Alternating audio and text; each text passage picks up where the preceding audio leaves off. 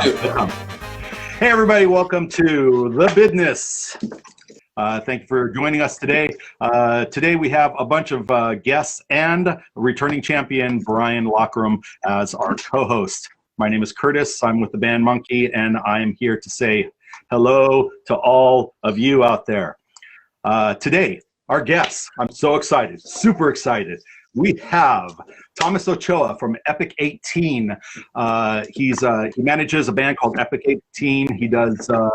He's a tour manager for Los Lobos Locos, a rockabilly band, and he writes for OC Music News. They were branch off of the OC Weekly, kind of their live digital news piece. So I'm super excited about having Thomas here. Next in the queue, we've got Buford O'Sullivan. This guy is a giant of ska, a legend of ska. He's played in the Easy All-Stars. He's played with David Hilliard Rocksteady 7, with the Scofflaws, with the Toasters. He's even played with the Scatolites, the Impressions, the 1950s doo-wop Impressions, which also included members of the Dap Kings, the same band that bred Curtis Mayfield. And I am super excited to have him on board. And then our final guest today is Mr. Brian Wallace. Brian Wallace is the Dubrobot, for anyone who knows the mystery and the ilk and the stories behind Dubrobot. He is the man. He is the man that works the machine. He is Professor Morgan McKinleyfield. He is the Omega, the Alpha and the Omega. He is all technology, all in one. And then spray painted with silver.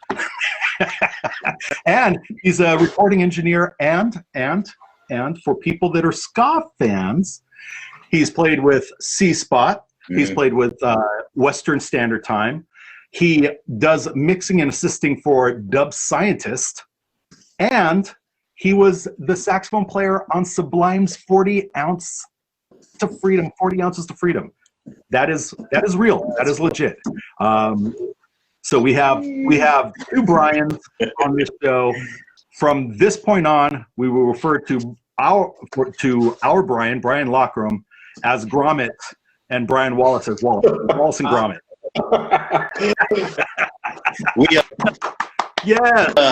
Welcome to the show.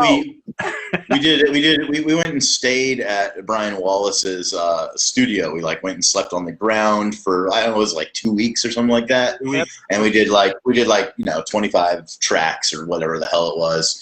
But just to keep things from being so confusing while we were in the studio, we only went by Wallace and Gromit the whole time, and it was fantastic. Until we spilled the beans. We'll save the bean pillow story for later. I'm curious. But when they're separated, we call Brian Brain, and we call Brian Wallace, we call him Brywall. So it all works out. Everybody's got their name. Welcome to the show. This is a show where we talk about how the last year has affected us as artists or as contributors to art, and what we did during that time to work on ourselves, on what we're doing, and what we're going to do in the future as we anticipate that at some point the lockdown will be released and everybody will be able to free roam as they will across the plains. With that being said, let's start with Buford. Buford, what have you done this year? What's been your hang? Stayed alive, really. I think that's a good accomplishment. Yeah, for sure. A positive accomplishment. That's about the best accomplishment you can get this year. I had 2 gigs. And wouldn't you know it, how the schedule works, to put them back to back. So one was the night before the other, and I got about 2 hours of sleep, just like the old days. But that was it. So this year I had, and nice. I've been trying to keep busy doing tracks for people. Oh, doing a lot of that. Who have you been tracking for? You guys know John Roy down in San Diego? Oh, yeah. You know John Roy. Yeah. There's that whole kerfluffle. With the new world situation. But he's going forward. And so I sent him a trombone track a couple days ago. Neat. So a lot of that, like I've done tracks for Dave Hilliard, you know. I did a track for Victor Rice. And, Nice. Nice. So it's like takes the place of gigs, kind of. Oh, cool. Sort of. Yeah. So I haven't It's, totally idea. Yeah, it's a strange. It's a strange situation because you're not as active as you were, but you're way more active as you were. You know, like you're doing more recording, you're doing more writing, you're doing more trying to reach out to people or being reached out from people, and you're contributing, but you're not being an active like performing musician. That's the thing that hurts me. I know that I love both equally, but man, put me in front of a stage, give me a crowd for the love of God. Have you ever met any musicians? I'm over it. You know, the musicians who say, "No, I don't play live. I just do studio gigs." Yeah. I mean, at one point that was actually kind of cliché, you know. Yeah. Where like, like if you're in doing the van, the happy van, the band van. Yeah. You know, and when you're in the middle of that and it's January, then you think, well, you know, I could just be a studio musician doing home. Yeah. Comfy. You know. So the Motel 6. Well, it's almost getting good enough to where you can do recordings on the road, like in a bathroom stall or, you know, at a truck stop. You know, they keep with reduction microphones and that sort of stuff. So you could be literally in the van, like trading files with people. Like, hey, shoot space. I was totally outside of the club by the dumpster with my computer set up in my little back to someone. So yeah, it's the future is now. Check out that. What's that sound? That's the sound of Pizza Rat right there. Yeah. Awesome. I miss it. Though. I miss it. I miss being in the van. I do miss playing the rainy Monday night or something. You know, it's For sure. And I was actually fairly busy before the lockdown. So now it's like what was like a good momentum is now like a happy memory. Right. Yeah. So it's wonderful. And I hope it kicks in again. We'll see. This is like, you know, after the pandemic, it's going to be like rollerball with James Caan. Yeah. There is thing with like computers watching everywhere. I keep telling people it's going to be awesome for about 2 weeks. Everyone's going to be out there at a nightclub every single night, and then it's going to turn into like the biggest Santa Con you've ever seen, where everyone's just a drunk Santa beating each other up. Just no one slept or drank or not been drunk for like 2 weeks solid, and it's just going to be really bad. It's going to be really bad. But I will love it anyway. I will be out there. Yeah. Nice. Thomas, what you spent a lot of time on the road with Los Lobos Locos. How does it feel now? What are you doing now? I see you got a dog, and that's pretty cool. That's Chaka, but we've been spending a lot of time together, and you know, all of last year I had a tour with a jazz musician by the name of Walter Beasley, and you know, that got cut to the bone. We didn't do anything. All he's been doing is recording and asking me to make album covers for him. So my priority has been mastering my photography, trying to get a little bit better at that, and then doing as much videography as possible. You know, it's been a weird place for me. Last year, I also joined the OC Music News Group, and you know, whichever gig was available, because you know, Reverend Horton Heat came down, did one of those drive-ins, and I had to be a part of that. I was able to cover that event, and was that well received? The drive-in? Yeah. Were there a lot of people? No. Oh yeah, especially for a rockabilly event. You know, I didn't expect that many classic cars to be out there. I didn't expect that many people, but they showed up and packed that house. Nice. Yeah. Nice. And couldn't happen to a bunch of nicer guys too. Reverend Horton, especially Jimbo. Delta Bombers, Sandy, Reverend Horton Heat. The first time I met them, allow me to break in here with the story. The first time I met them, I was going out with this girl, and she said, "Oh my God, it's Reverend Heat. I'll be lucky if I even get to like wait wave at him. And I said, wave at him? Come on. And I just walked over and literally walked up to the bus and said, hey, can I get on? and the next thing I know, Jimbo sticks his head out and he's all, oh yeah, man, come on in. So I come in and everybody's hanging out and Jimbo's talking to me and he's all, you guys, you're in a band? Oh shit. Well, look around, man. You're going to have this someday. And I was like, that, nah, yeah, well, may have it. And he goes, no, you will. Check it out. And he goes over and he rips a photograph that he has taken, right? Just like a crappy, one that he got done at the photo place. Rips it in half and writes his personal address and phone number on it. And he goes, when you play Texas, you call me up, we'll barbecue, you'll stay at my house all week. I was like, oh shit. And I didn't even know the guy. So then, hospitality rules. So then, Kurt, can I ask you a question? Why did we sleep in a van with 13 other people when we were in Texas 2 years ago? The sad thing is I actually did reach out to him. He was not there that week. Likely story. Oh my God. And Wallace, yes. Mr. Wallace, Mr. Professor McKinley Morganfield, what have you been doing for the year? Well, we have to take this back a little bit, but, back in the day, I figured out pretty quick to diversify. So I had other, I had playing projects, touring, and all that, just like everyone else. But I also had all this studio stuff. So I was able to just, adjust a couple things and then just kind of be in this room working. So, nice. Like, for instance, I'm going to be mastering Buford's John Roy thing. So that's going to be cool. Nice. Tromboning on there. But yeah, so kind of, in the diversification process, I created a product and that sort of spawned other things. And I got into this whole sampling business. So I make sample instruments for various companies. And the one I'm working on right now is it's called Arcade. Mm-hmm. So that takes up my day.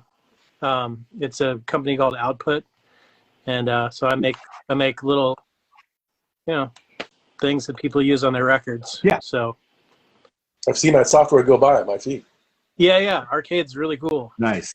It's a couple octaves of white keys on the keyboard, and then those are all the loops that I make. And then the black keys, if you hold a white key down and hit a black key, it'll do something musical to that loop. That's a really good way to just kind of start a song. If you're writing, you just get out Arcade, hit a key, hit another key, and you're like, this is kind of groovy. I'll just play to this. So a lot of people use to start songs. So nice. Do you make them all or just some? Well, it's a subscription service, so they have I don't know, there's like 30 of us now that are working on it. So just every month you get a thing from the sound designer. They're like, hey, we need this. So you sort of pitch stuff, and then it either you get it or you don't. So nice. But every month there's work. It's usually for me, look at all these synths behind me here. Yeah. Wow. Yeah. It's because everything has to travel through the air from a speaker into a microphone. Mm. So it's not like, it's got to have that kind of organic feel to it. So it's got to be a horn or a synthesizer for a speaker or a guitar, so they look for multi-instrumentalists and make that stuff. But yeah. Nice. So when the hip hop guys say like, yo man, let me buy some beats. They're talking about, yo man, could you have Professor McKinley Morganfield dry record a couple of unique instruments for me? Is that what they're saying? That's kind of what happens. Yeah. Nice. But it's not that correct. It's very like these things could be used in anything. So they're not some of it's kind of specific, but actually all of it could be used in lots of different kinds of music. So there's like little rubrics we have to look at, to get things kind of universally appealing.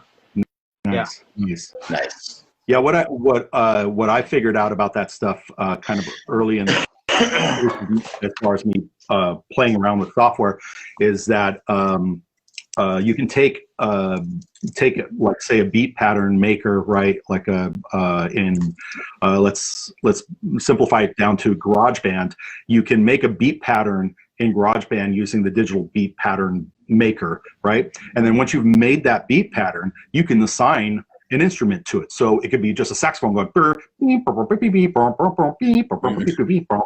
and it's playing the drum parts, but in a scale for the saxophone. And then you can just lift individual notes until you're in the key of whatever you want. So for me, I was making beat patterns over friends' music and then assigning them to like glockenspiel and stuff, and then putting it onto the music, and it was just incredible.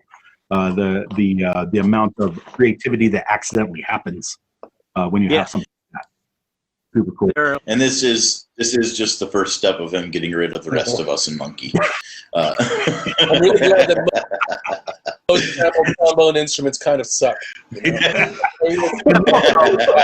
Welcome, Brian Glockenspiel. Yeah, but here's the part. Like, do that, because I think about that a lot. I'm like, what am I doing?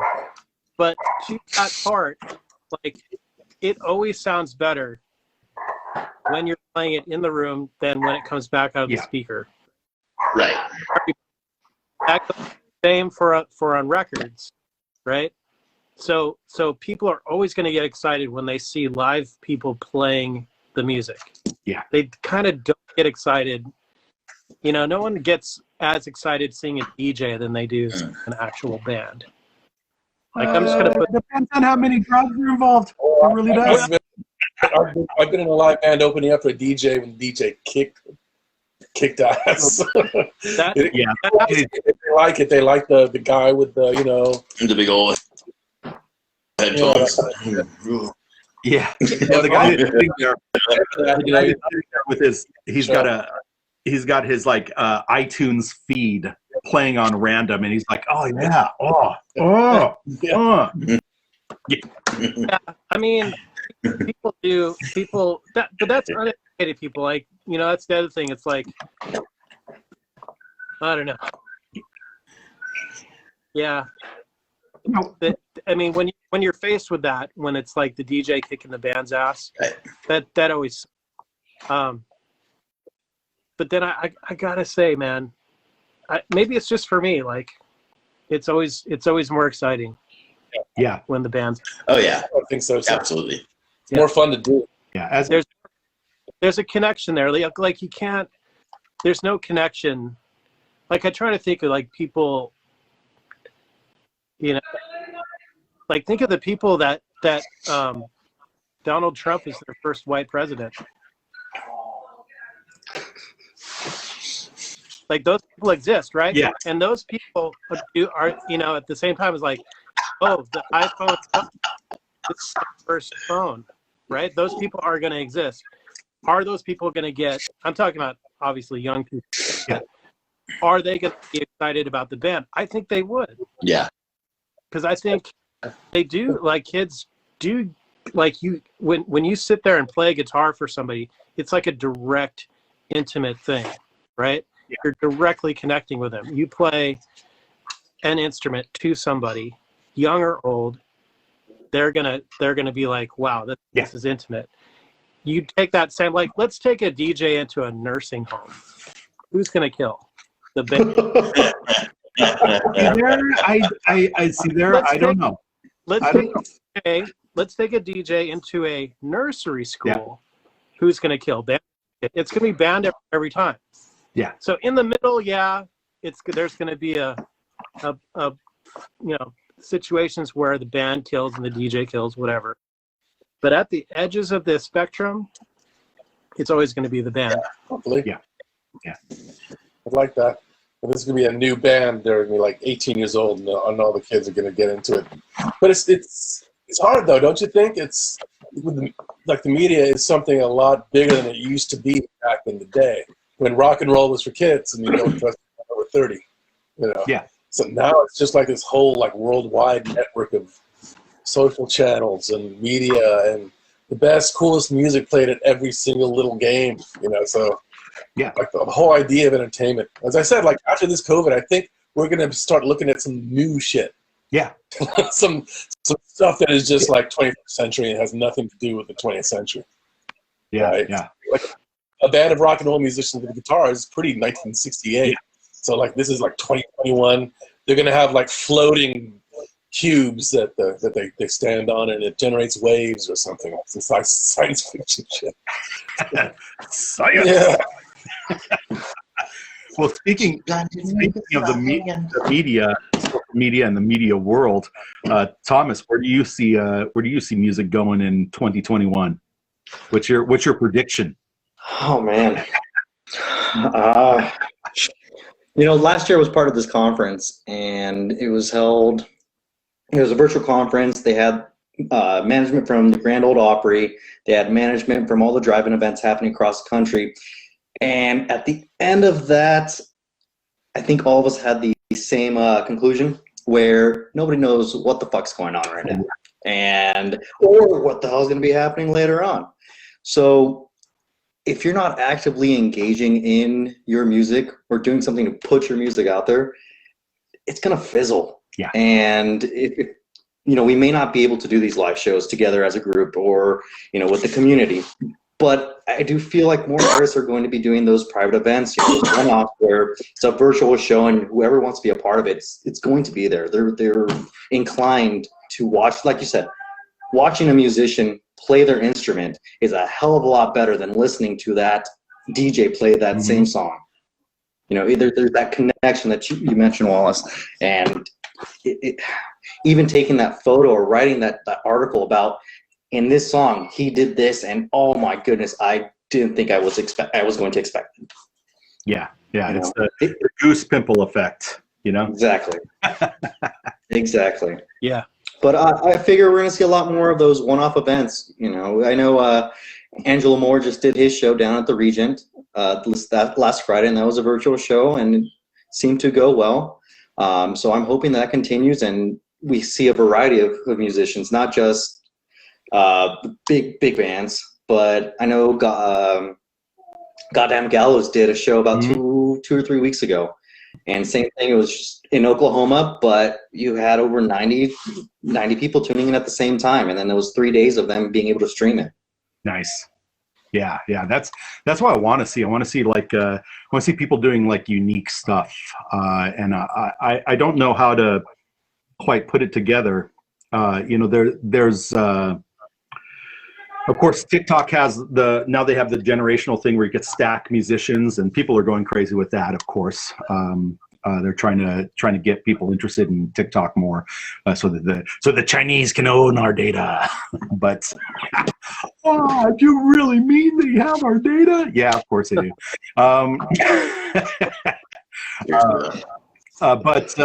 But yeah, I mean, much like the Facebook has the watch room what is that? It's not watch room. It's I forget the title of it, but where you can repost a live stream or repost watch parties. Yeah, watch party. That's it. So the watch party, what I'd like to see is I'd like to see a bunch of independent musicians that are like, screw it, like we keep waiting around for people like Punk Rock Bowling or some of these larger institutions to put together these shows online. Why don't we just do it ourselves? We'll do it, post it as a Facebook watch party, and it'll watch this guy until he turns his camera off, and then it'll pop onto the next guy until he turns his camera off, and boom, pop on the next guy. I mean, it all can be done. It's just whether or not we all are savvy about it, and we understand our part, and kind of contribute as one unit. So, but, that's kind of what this show is about too, is shining a light on the fact that people have been affected this year. They haven't been able to really like throw their passion at anyone, and that quite possibly there's some hidden talent and hidden things going on that will make us all more excited and more engaged in music in general. that's what I'm hoping for, because politics has. Yeah. I'm gonna get rid of the guy, get rid of the orange dude, and we'll all move on. With that being said, let's read some stuff from the side panel. Yeah. You. Monica says hi from Europe. Adriana says hi from. She's in just Vacaville, right? Yeah, Vallejo area. Fernando Espinoza says hello, cheers from Tijuana. He's gonna be on the show later. Michael Pierce says $30 suit. There's no look. This is about me. This is about music, but it's not about playing music. So you'll have to wait for us to play $30 suit at some other point.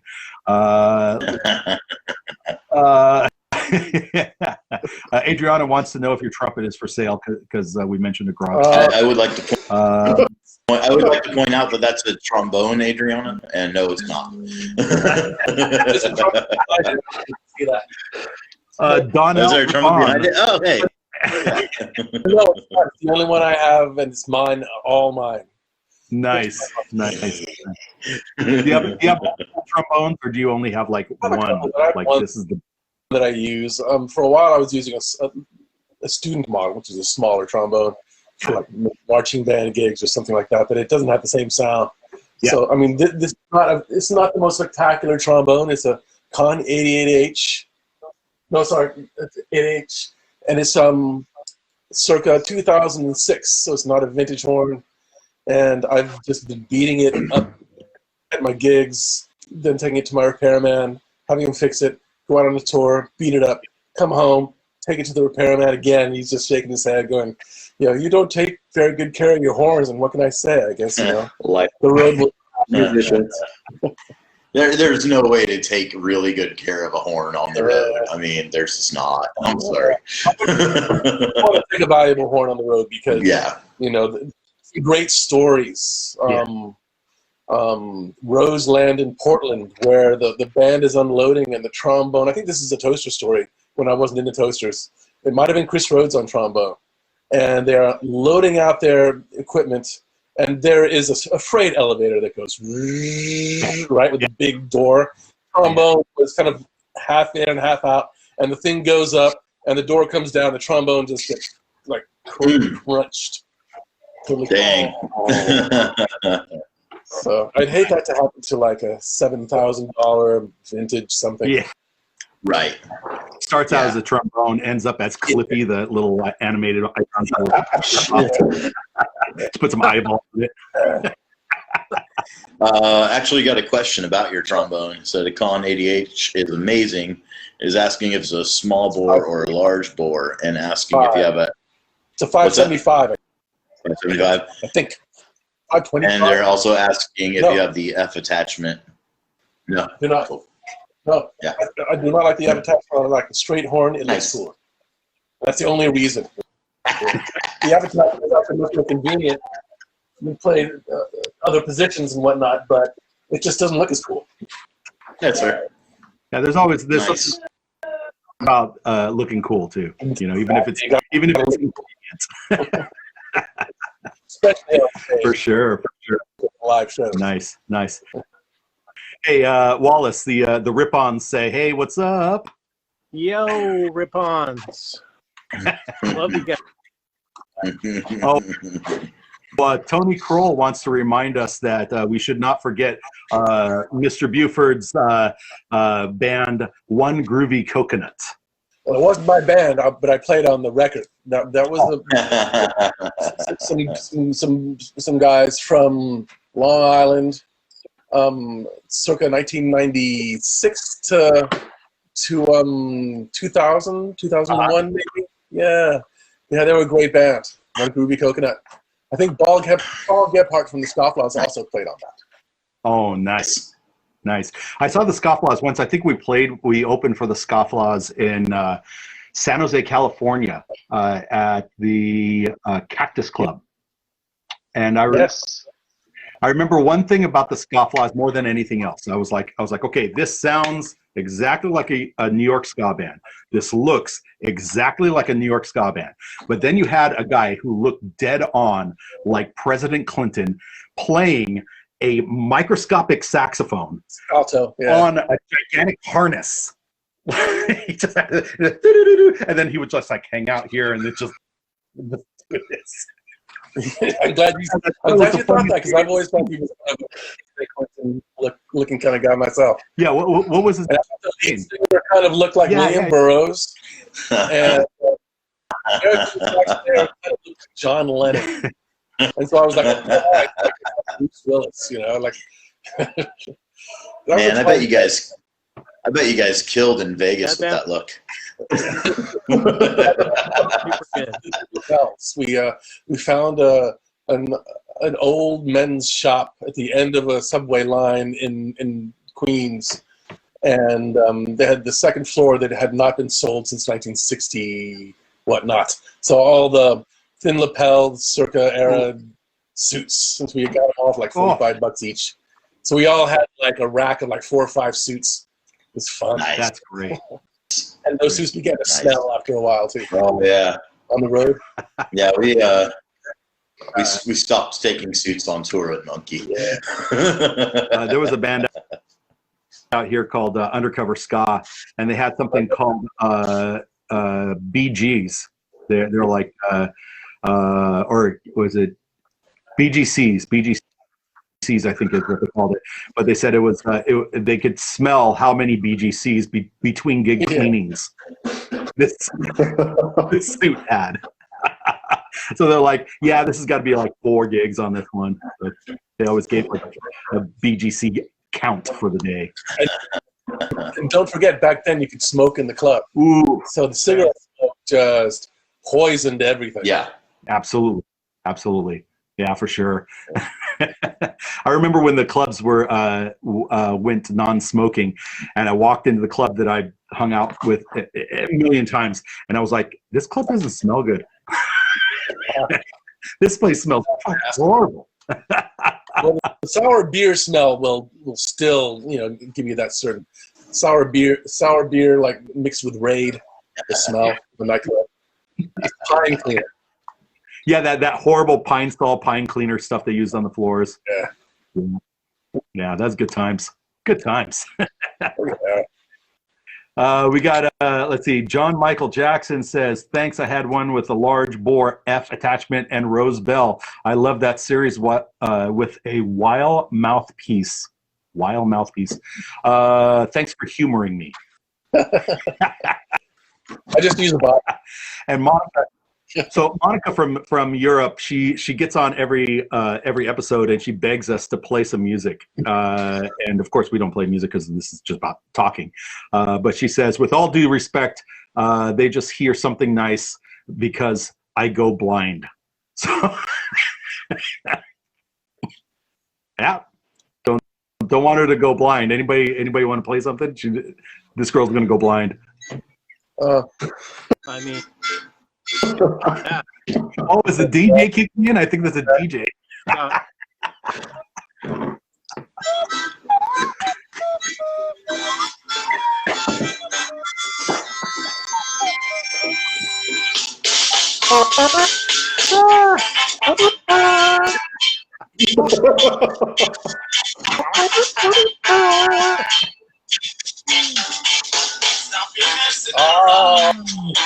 Okay, that's it.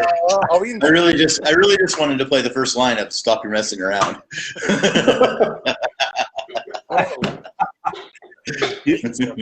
You guys remember Leon Redbone? Mm-hmm. Oh, love some Leon. He used to put when he would do the scatting, where he would like, he called that strumpet. So he would put that. It would lead. It would say Leon Redbone, lead vocals, guitar, strumpet. I always thought that was amazing. Trumpet. Nice. Cool. Well, what else is going on in the world? I don't know. Should I check? What do you think? Yeah. I mean, anybody working on any cool? really horrible. thing. There we go. There's the latest. Hey, it's a real slow news week, Kurt. Real slow news week. Another really horrible, awful, nasty thing. Oh, but those stories are coming in all the Yeah, time. seriously. Well, Craig Waddell's on. It's like, Yeah. yeah. Surgeon General in the house. Nice. He said that they were in San Jose after the cigarette, I think it was a smoking ban, and says it was awkward. Yeah, really awkward. Really awkward. One of our favorite clubs here or bars burned to the ground the other day. Nobody knows why, but they think maybe the restaurant that went out of business next door burned the whole building down, kind of as some sort of retribution or some sort of like Dude, that's trying to get insurance. That's a I don't know. Bay Area classic. A Bay Area classic move. Anything in like the warehouse district of San Francisco or like warehouse districts of San Jose, they just burn to the ground. I mean, that's what they did with on Stevens Creek, the big shopping mall, the outdoor one. Oh, Santana Mall. Yeah. Santana Row. Yeah. So when I first moved to the Bay Area, they were just getting ready to open Santana Row after like years of all this like crazy red tape trying to build it up, and like the week before they were supposed to open it, which was like a week after I moved there, they burnt like half of it burned to the ground, and it ended up that like it was the construction company that did it. Like they were just like they had gotten screwed so hard on the build, they're just like, we need to make our money back, and burned Santana Row like half to the ground. Yeah. So that's totally a Bay Area like move. Without question. They built up the mall when the housing crisis was just starting after 9/11 had just emaciated the Bay Area. It was before Obama took office.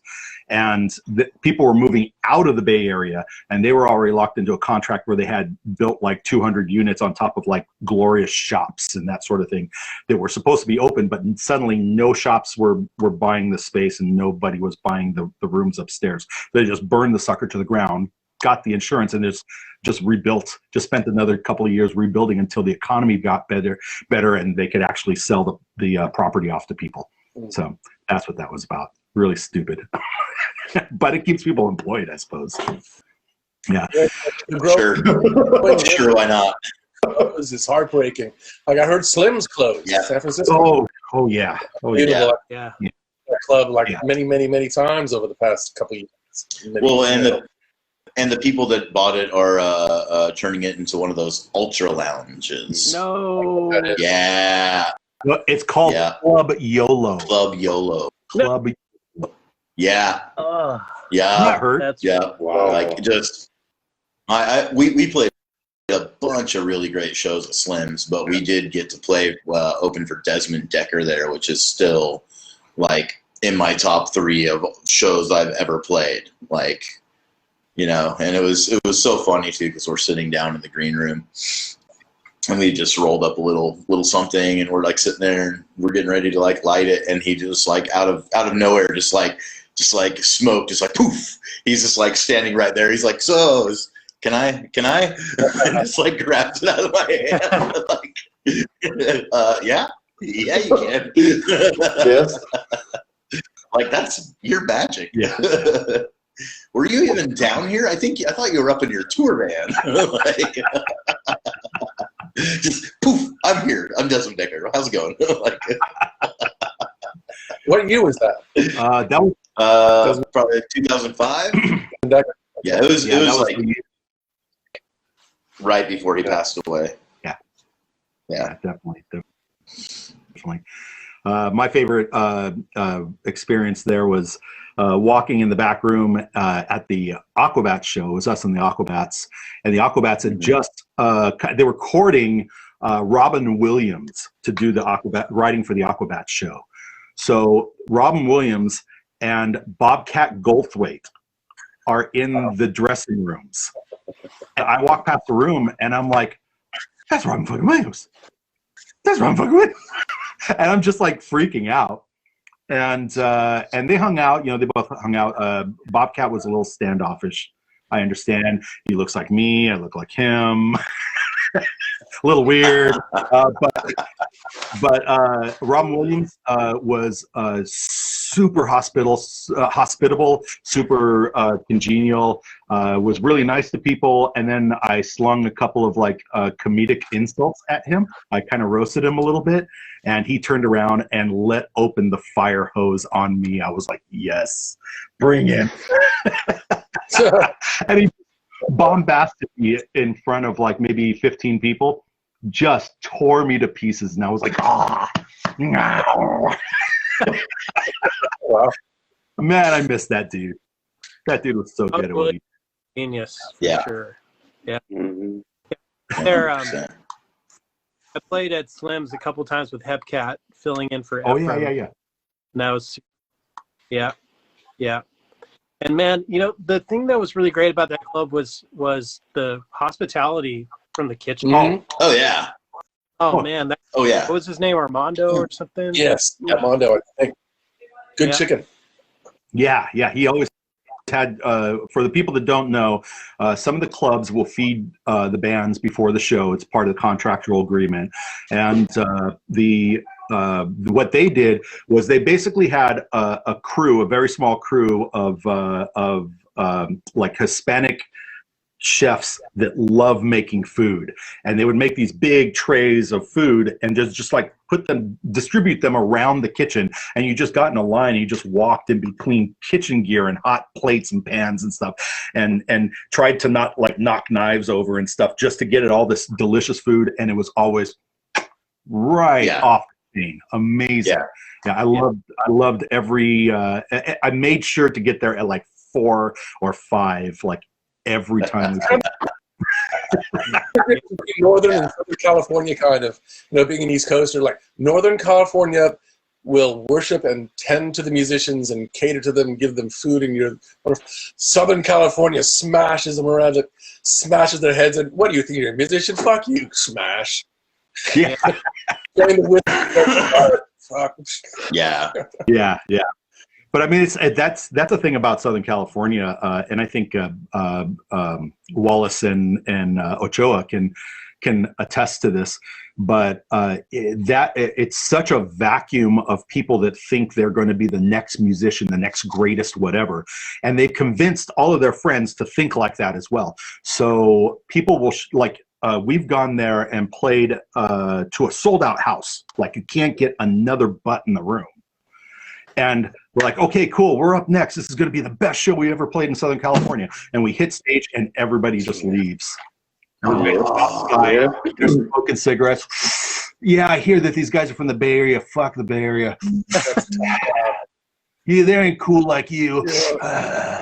And then after boom, da-da-da-da, we play the last note, the door opens up and they literally just walk in like a sweaty wave of people.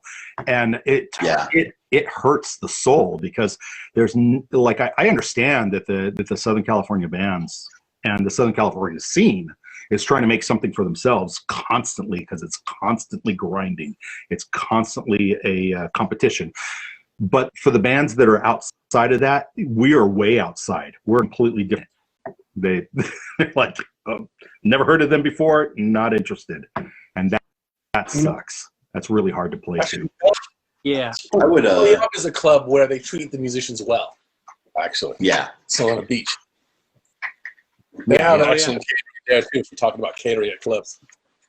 Oh yeah. But I just kind of tied it in with like the whole experience has always been us driving really far and getting paid less than what we were supposed to, playing for a club that was full until we got on the stage, and then realizing that they told us they were going to get us beer and food and whatnot, and we get back there and we're lucky if there's water.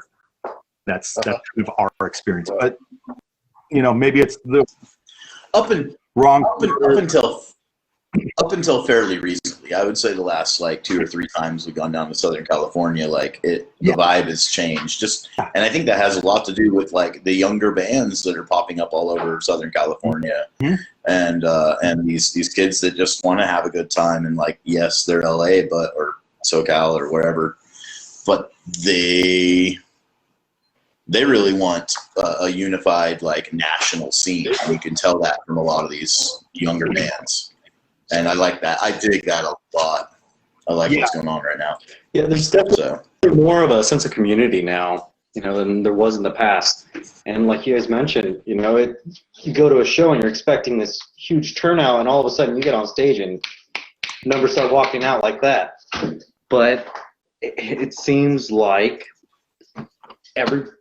there's a more majority now that want to be attentive to those bands out of state, that want to be attentive to those bands out of their region, because they bring a whole new essence to the mix. Absolutely. Yeah. And I'll give a shout out to Cameron Hollenbeck.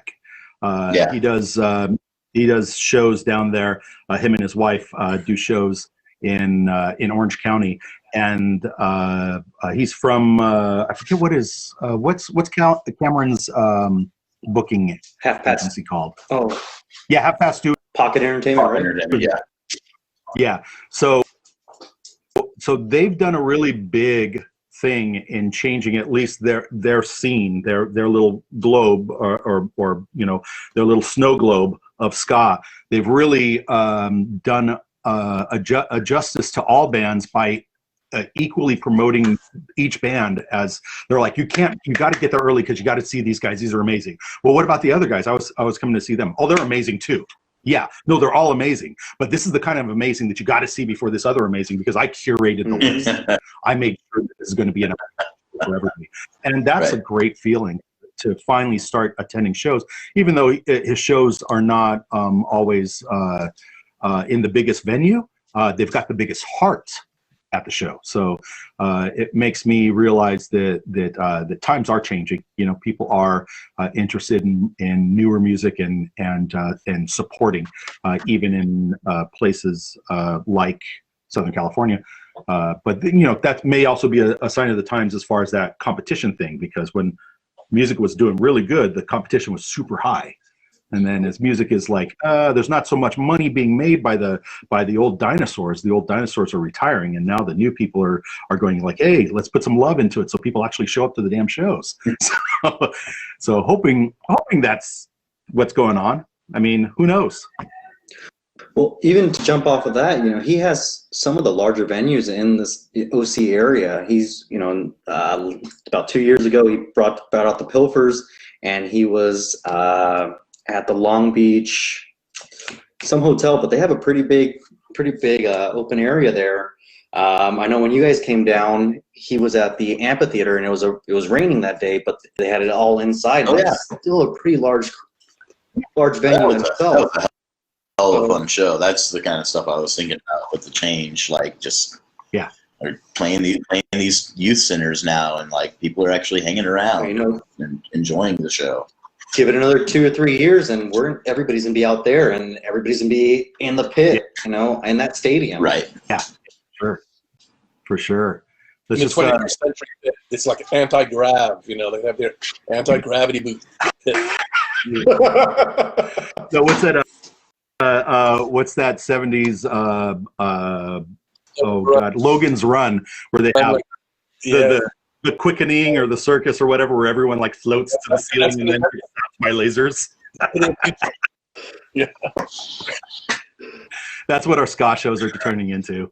If you're really cool, you get zapped by a laser.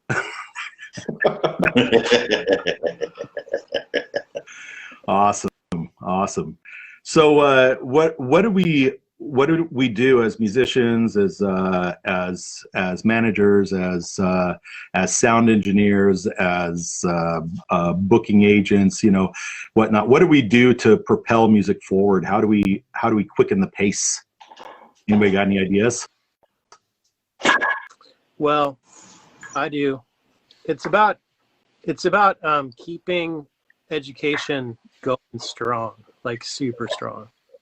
Yeah. I think that experiment has happened. It's like education, experienced people. Like you can look at the political thing like that just happened. Like here we got the most inexperienced dude with the work is who just listened to damn. It's like, look what it did. It totally screwed everything up. So we can't let that happen to the music education system. And now we're also battling, infrastructure problems with clubs closing. We're battling the big tech, basically price fixing what an album's worth. You have that problem. So there's a lot. It's an uphill battle, but the way you fight it is you got to put resources into education. So people get super excited about it. They get happy. They're gonna fund all that infrastructure build that needs to happen. Yeah. And Agreed. the consistency has to be there. Our in Epic 18, our baritone player and our trumpet player, both music teachers. One is the jazz music teacher at the high school. The other one is the local music teacher for all the middle schools. And they're propelling the next generation of musicians who are going to continue that. And in the Imperial Valley, we just see an influx of these young artists who are out there with their instruments, not with these electronic things, just, actually putting their heart out there, and they're getting recognized now. The music's coming back to the Imperial Valley. They had Calexico years back when, and now you see all these, pop punk groups, pop rock groups, and they're really gung-ho about what they're trying to do. And I just want to keep seeing that. Everybody can appreciate a tribute artist, but there's nothing like original music. There's nothing like that person giving their heart and putting it out there on the stage. Absolutely. Yeah, absolutely. You know what I saw was a crazy thing, not too dissimilar from the school thing you were talking about, but he wasn't a teacher. Richard Brooks is the lead singer of the Scofflaws. His day gig was a school bus driver. Oh, man. So he would drive the school bus, and he had this look, like he had the William Burroughs hat, and he had a square jaw face, and he smile, like he had a good personality, and all the kids loved him, and he was their school bus driver. And then he would play in a ska band at night.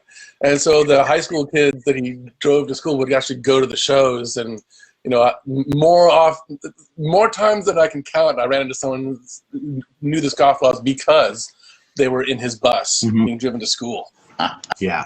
Homegrown things like that is what kind of creates the music. It's like, whatever is happening amongst that group of youths can just like blossom into something totally cool. I'm just probably going to be told to do it. I got a buddy who I used to play in a band with. He plays drums, and he's got a kid, and his kid's coming along. He's about 13 now. And he grew. He basically said, "Okay, my child is going to be a project. He's not just going to be a me 2.0, but he's going to be me better and more well equipped for it." So he started him out immediately with a massive vinyl collection, and started just pounding him with all the roots music, right? So you got the Led Zeppelin and the AC/DC, all the Rolling Stones and whatnot, and the old soul and R&B music. And now that kid, this friend of mine works as he's a honey salesman, right? So he procures honey from these honey farms that his family owns and sells them at the flea market, right? So he's got a little tent area with his wares. And now his son goes down there with a little portable battery operated amplifier, and he just shreds all day long. Literally just sits in a chair and plays every solo from every major song that you've ever loved from the 50s, 60s, 70s, 80s. And he just shreds those solos and those parts. He's not singing. He doesn't have a band. He's just wailing, and people will just come up and tip him. And he'll walk with $50, $60 at the end of the day for having just sat there and practiced. And that kid is going to be a monster. Yeah. He's going to be absolutely right. All I hope is that his talent is. I hope his talent's here, and I hope his genuine spirit and love for music is right about there, and he doesn't become full of himself. That's always the, when stuff comes so easy, the people kind of get like enamored with what, like, look what I can do. Okay, now show me to the women. So, Yeah, of course. I mean, there's that, but hey, Kurt. Yeah. Ed Mulligan's got a good question here. Oh yeah, for everybody. Oh, by the way, before you read the question, Ed Mulligan did the very same thing. He grew an Ed Mulligan Part 2, and his Ed Mulligan Part 2 is in a band that toured with us recently. So now you know the background. What does he say? Yeah. He said, speaking of music education, what do you all think of franchises like School of Rock, where they not only teach individually, but make it part of the curriculum to put kids together to form bands and get stage time in local venues? Like, what do you guys think of that? Very wholesome. Yeah. All good. Yep. Whereas back in 1978, I was struck by an article I read after Eddie Van Halen died, right? And it was describing Eddie Van Halen's past, and they got their start in like Pasadena, isn't it Pasadena, I think? But it was like the suburbs all had these crazy parties. Like when the parents would leave, the kids would have the keg party, and cars would come from miles around, and like they'd line the streets, and Van Halen would play in someone's backyard at a pool, loud, and the kids would be taking Quaaludes. They'd be drinking beer and whiskey and smoking weed, having sex, right? The School of Rock, are they going to have like a smoking weed? Part of the curriculum. Are they going to have I hate my parents, so I'm going to have this massive, nasty party in the backyard and cause them lots of money and insurance damage, and like the cops stop some of the kids from having drunk with the party, right? I mean, School of Rock cannot teach that. And is Jack Black going to jump off of the roof into the swimming pool? Right. Yeah, I think it's cool. I think at the very least, School of Rock should have a like fence vaulting class.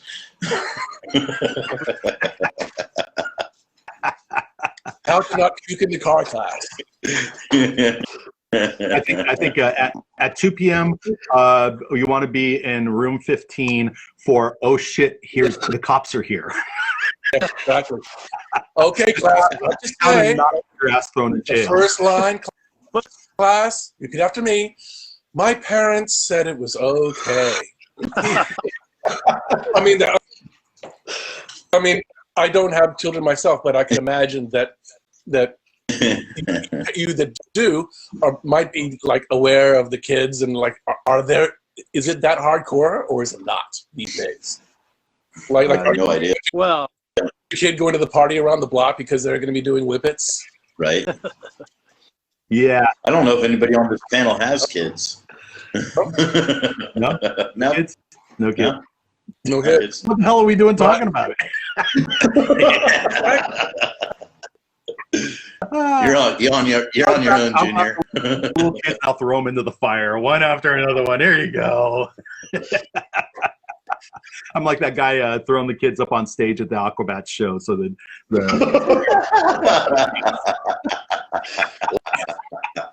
Learn through experience. Where's my kid? I mean, if my memory doesn't fail me, some of those shows are pretty heavy. Like, I think the first tour I did to California was 1990 with the Toasters. My first intercontinental tour, like the first 5-week van tour, and we were on the road. I think with supporting International Beat with Dave Wakeling. I think that was the package, and yeah, that's not safe for work. That stuff is there's some shenanigans that for sure. Yeah. Yeah, we did a party just recently, about a year and a half ago. The guys from Madame Mosca in Southern California invited us to go play a party in Compton. So Some of the best shows. Oh, it was fantastic. classic. Oh, It was so fuck much yeah. So we show up to this party, and everybody is about waist high.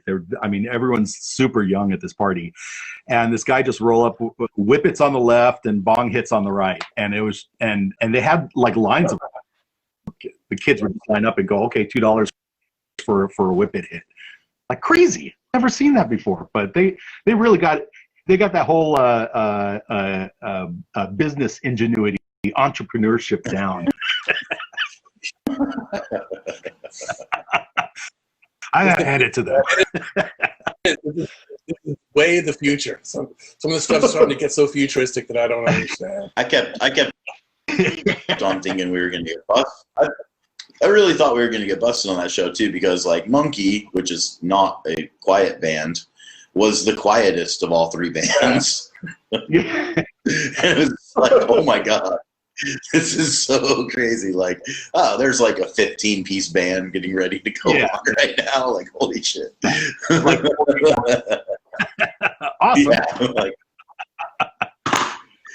That's killer. That's so killer. is this gonna be an issue? They're just like, oh no, not at all. Like, let's come back and do this sometime. I enjoyed that. For sure.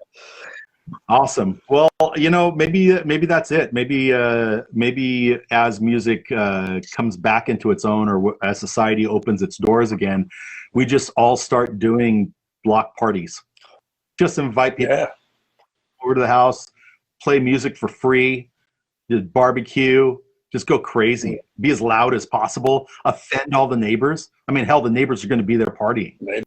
Maybe that's it. Maybe that's the grassroots movement. Yeah. Yeah. I mean, Yeah.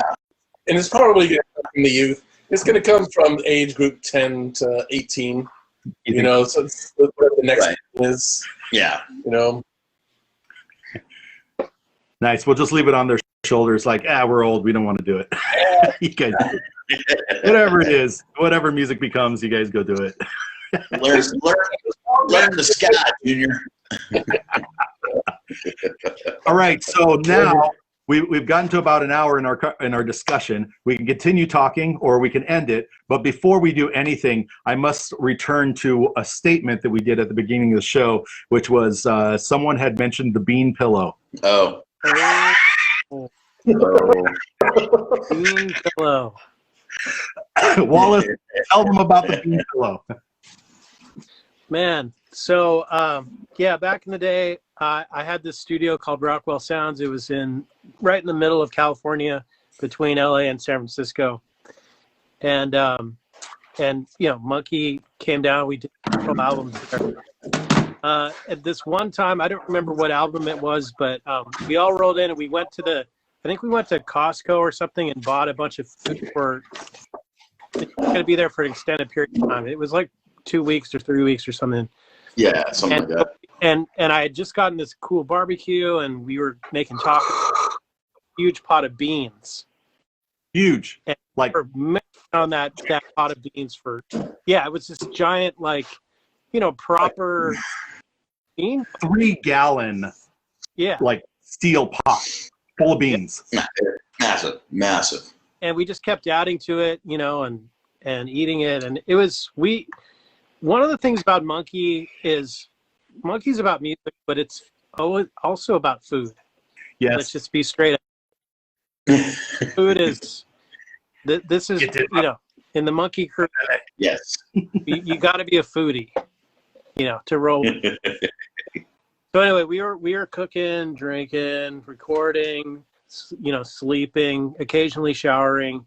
And over the week or so, this really, really bad smell, kind of like the inside of the Slackers van, like maybe even worse. Like that is Take a band and throw them under the bus. Yeah, everybody. I've heard stories about that. Yeah, I love them all, but that band is smelly. And this was like if Slackers here, this was the smell in the studio. It was like, logarithmically much worse. Dave Hilliard always blames Victor for the smell. He does.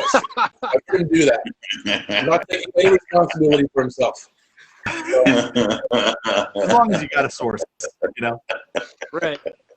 Beautiful guys, but smelly. So we got all together and we're like, hey, listen, we got to do some sleuthing here and where this smell is coming from. So, yeah, we did all kinds of things. We looked around, and I'll let Curtis do the punchline because he'll probably do it real justice. Well, what happened is we literally went through everything. He took the garbage cans out, sprayed them out.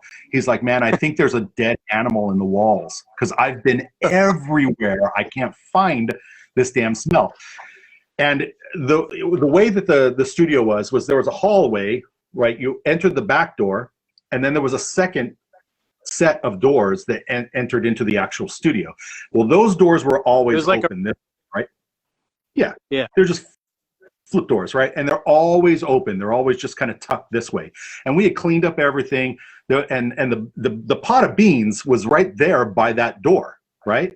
And but 2 days after cleaning the beans up, cleaning up the floor, making sure everything was super nice, and it was still just rancid, and it just kept reeking more and more. And at some point, I'm like, Brian, are we going to do anything today? And he's like, I can't do anything. We got to find that smell. And we're literally like knocking on the walls, going, nope, that one's made out of stone, so I don't think there's a dead rat in there.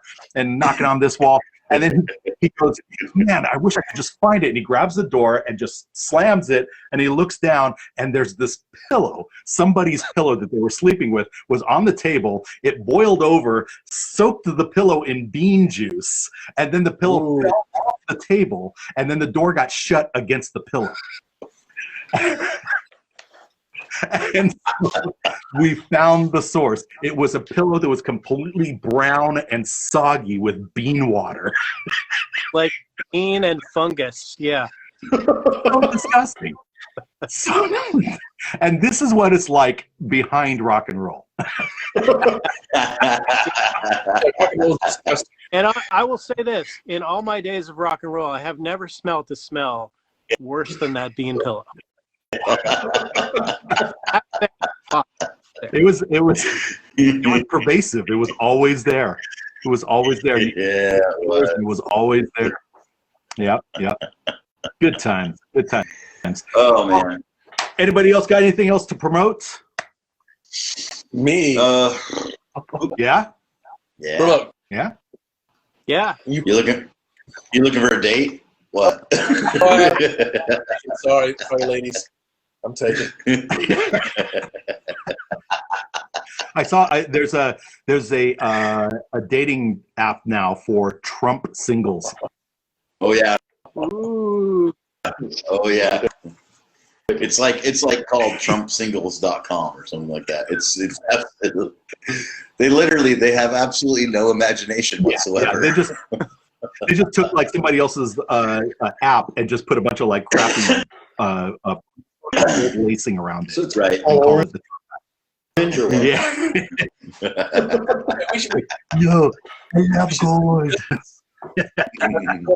We should make Trump wigs, and like a different wig for a different member of the Trump family. Like there's the Donald wig, right? There's the Ivanka wig. Oh, the Donnie Jr. wig, where it's like the super low hairline and then just greased, just loaded with cocaine. Oh man, I'm going to be so happy to not be under the thumb of that regime. It is really just the worst that humanity could come up with up until now. All right. Yeah.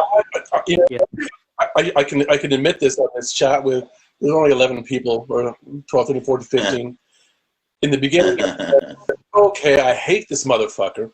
Like, he has that building in Midtown New York. He's this obnoxious, fucking nasal, nasty guy, and I can't believe he's running for president. Yeah. It's like a satire. But once he got elected, I thought, okay, who knows? Maybe he'll come up with something that's good. You never know. So I sat back and said, okay, let's see what he does. And the first thing that made me not give him any slack was the Charlottesville thing. Which is like, no. Okay, that's it. He's blown it. Yeah. Yeah. So I think I wanted to give him a chance, maybe. Yeah. Like, I mean, there's some things like the United States did not have a military incursion this time, maybe the first time. Yeah. Right. So we didn't invade another country this time. We just invaded our Um, own. yeah. Yeah. That's the only Yeah. thing that I think that's good. Everything else Like, sucks. Yeah. Yeah, I have a weird. I have a theory that the reason why he didn't get in any international incursions or wars or events is because if he was involved in a war, then all of his communications with Russia and everything would go from collusion to treason. Because during wartime, if you're sharing secrets during wartime, you're done. And that comes with the penalty of being hung by the neck till dead. That's the official resolution. So I think that he was interested. Yeah, at that point, I think he just thought, like, I could get a lot more done if I just lift our heavy hand and let these authoritarians do what they do to their own people.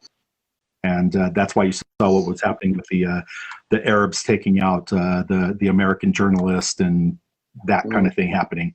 You just kind of we'll just watch it happen. That's their business. Yeah, real nasty. Now we have like a total centrist Democrat, prosecutor for a vice president. Yeah. I mean, shit might not be all roses and tweetly little birds during the Biden administration either, So no, I don't believe it will. Yeah. Well, I'll give him this. He has packed his cabinet with an equivalent amount of women to men ratio. He's got 50-50. All right. And he's got the most minorities represented in his cabinet than any other president in history, hands down. I don't know if anyone can outdo him at this point. So with a start like that, you can tell that he's like, well, I could go for my dream, or I could just give people what they fucking need, which is some assistance and some voices from their own cultures at the seat, and actually come up with like legislation, and I'll probably be dead in the next 4 years. So this is my gift to America.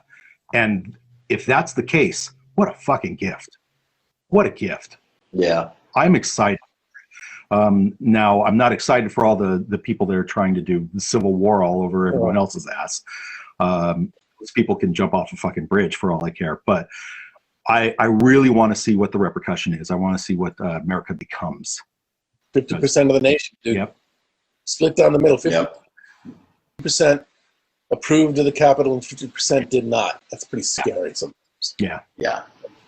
And what caused that 50% to think that, they're not going to believe the voting system anymore, right? They're going to say, "Oh, my candidate didn't win. I don't believe it. I'm not going to believe it. No, it didn't happen." Like, dude, I mean, I watched Hillary Clinton lose to Trump, and I was like, "Oh well." Right. But it's like the cult of not believing, or reading too much shit that you read on the internet, or whatever. But these people are it's pretty scary to me that, there is a very large segment of this population that is just not going to believe it. Not going to believe the reality because they don't like it. Yeah. Well, that's been a long time coming. I mean, the amount of the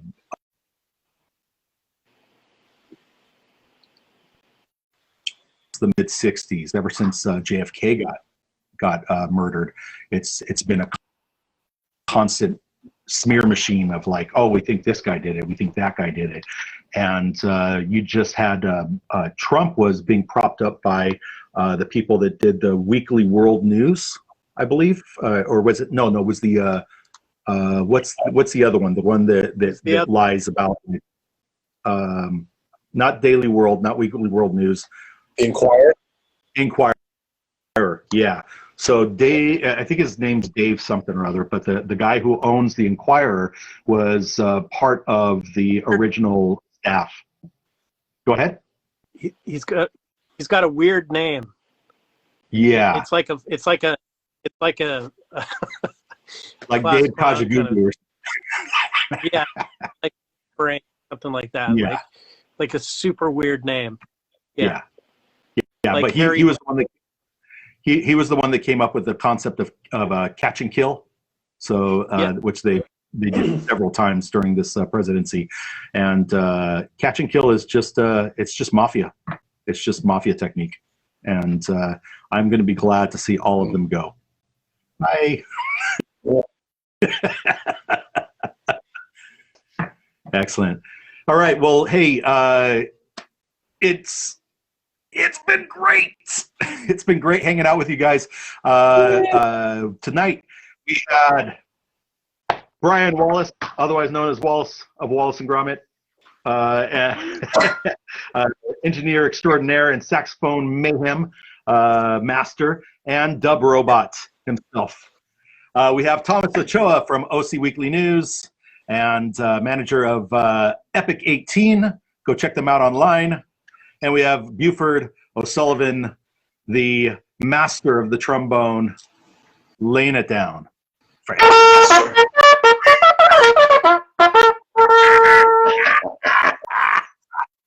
Master of the trombone, I'm playing trumpet. Well, guys, it's been great. It's been great having you guys. It's been great seeing all your beautiful faces. After this call, get out there and get the word out. Make sure people are thinking about music, thinking about arts, thinking about people that are hurting at this time. And do something nice for somebody. Maybe it'll come back. Roll the ball forward. All right, everybody. This is The Business. Cheers. All right. Thanks for having us. Thank you guys. Bye. Good one.